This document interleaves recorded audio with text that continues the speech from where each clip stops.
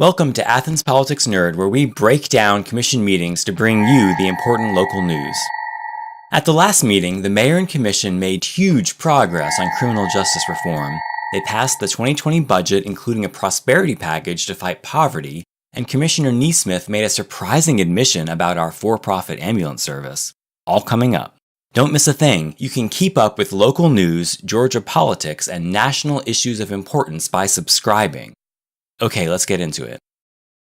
The commission ended cash bail for violations of local ordinances, which is a huge win for advocacy groups like the Athens Anti-Discrimination Movement and Athens for Everyone. I'm excited to be here today because for almost 1 year, myself and various community members have advocated to eliminate cash bail. We can be a bright, shining example for not only the state of Georgia, but for the country. At this moment, we are reminded of just how important grassroots advocacy is. There are exceptions for people who have previously failed to respond to court summons, and for violent offenders, but all other offenders of local ordinances will be set free and sent a text message when it's time for them to appear in court. I feel this is such a big deal that I'm going to make a whole video about it. Look for that coming soon. Next, the commission took a look at our sidewalk cafe ordinance for downtown. Two big changes are that they banned smoking and beer bottles in outside cafes. Wine bottles and glasses that are washed and reused are still allowed.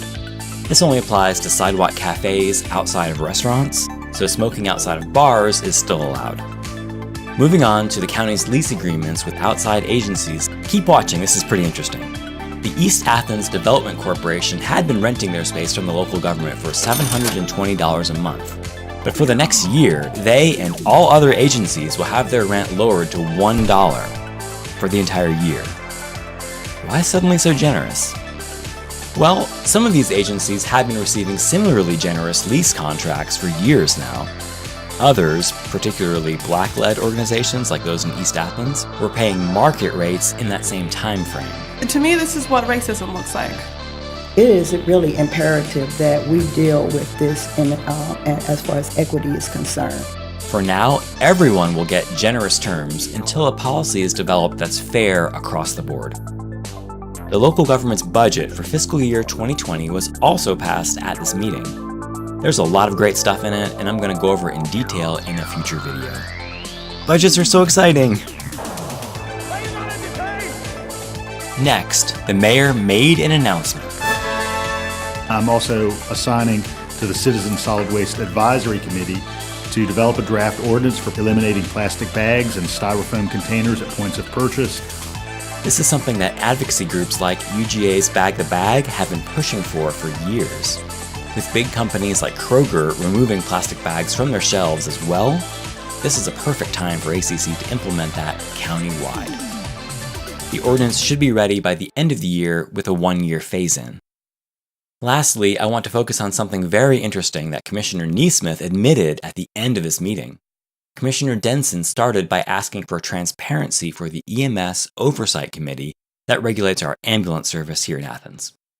With the EMS Oversight Committee, it is a little concerning to me to know that those meetings are happening in closed session. And so I guess I would like to see what legal ways we could possibly change that then if we have seats at that table on that committee to make sure that those meetings are being held legally and open and actually going by the sunshine laws. Commissioner Neesmith then gave such a strange and revealing comment, I just have to play it for you. He's talking about his role on the Oversight Committee. We both were concerned about EMS performance and wanted to know more. And so we're under non-disclosure with them. We had to sign NDAs. But we have learned a lot. I've actually gained a lot of confidence in the performance of EMS, especially in conjunction with our fire department and the EMTs, because they're more distributed. They usually get there first. Am I taking crazy pills? The ambulance is supposed to get there first.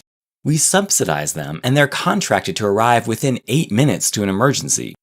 Why does the fire department usually beat them?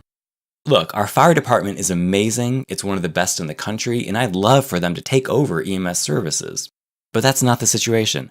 We're contracting it out to a for-profit company, and that company, according to Commissioner Neesmith, usually doesn't get there very quickly, and so our public fire department is having to pick up the slack, which they're doing well, and I'm glad for that. If you're an ACC firefighter, thank you for your service.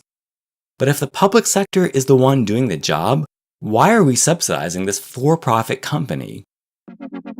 I've got a video in the works on the EMS issue as well, so take a look for that, tentatively scheduled on June 29th. Have a great day, and thanks for watching.